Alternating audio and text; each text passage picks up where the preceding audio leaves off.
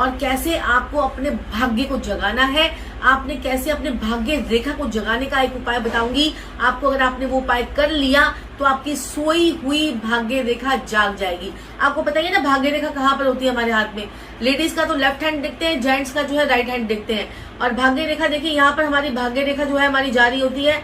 और ये भाग्य रेखा अगर आपकी जो है शनि पर्वत पे जा रही है तो आपकी शनि ज्यादा प्रोमिनेंट, वो प्लेनेट आपका बहुत प्रोमिनेंट होगा आपकी कुंडली के अंदर। अगर आपकी भाग्य रेखा जो है ये सूर्य पर्वत पे जा रही है तो सरकारी नौकरी के चांसेस बन जाते हैं। अगर भाग्य रेखा आपकी जो है यहाँ पर आपकी बुध पर्वत पे जाती है, बुध पर्वत ये बुध पर्वत होता है, अगर बुध पर्वत पे जाती है तो आप जो है बहुत अच्छे बिजनेसमैन बन सकते हैं। आपकी लाइफ लाइन में से निकल कर अगर भाग्य रेखा अगर आपकी बिजनेस की तरफ चली जाए तो बड़े अच्छे आप बिजनेसमैन बन सकते हैं। और अगर आपकी लाइफ लाइन से कोई रेखा निकलती हुई आपके जो है सूर्य रेखा भी चली जाए, सूर्य रेखा की तरफ मुड़ जाए तो आपको सरकारी नौकरी भी मिल सकती है। तो ये तो हो गई हस्त रेखा की बात। लेकिन हमारा तो टॉपिक ये है कि भाग्य में सोई हुई भाग्य रेखा को कैसे जगाएं।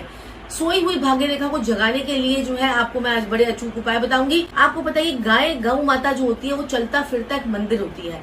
गाय जो होती है उसमें 33 करोड़ देवी देवताओं का वास होता है।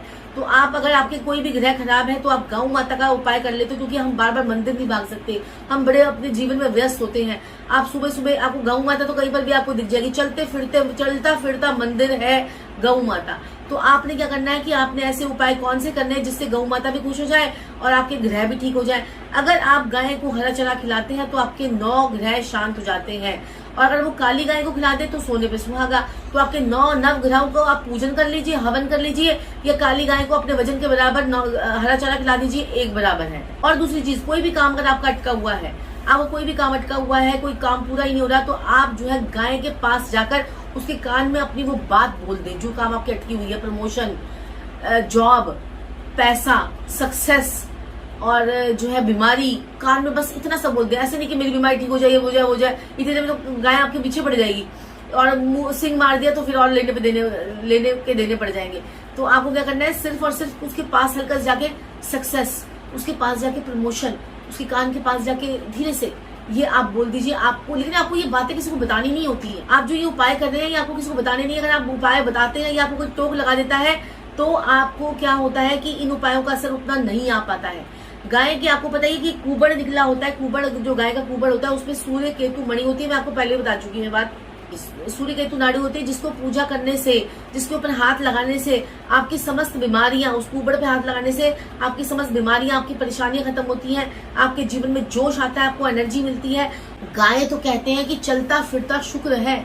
अगर आपका शुक्र कहीं पर भी खराब है तो गाय की सेवा करने शुरू कर दीजिए, शुक्र आपका स्वतः ही ठीक हो जाएगा। जिस जगह पर गाय बैठती है उस वहां पर वास्तु दोष को खत्म कर देती है। आपने देखा होगा, आप किसी गाय को जाकर किसी मैदान पर उसको चराने के लिए जाएंगे, जहां पर वास्तु दोष होगा ना, गाय वहां पर नहीं बैठेगी। जहां पर वास्तु दोष नहीं होगा गाय वहीं जाकर बैठेगी। तो कई लोग तो इसको जो है ना क्या करते थे कि पानी का पता लगाने के लिए भी ऐसी टेक्निक होती थी हमारे बड़े बुजुर्गों के पास।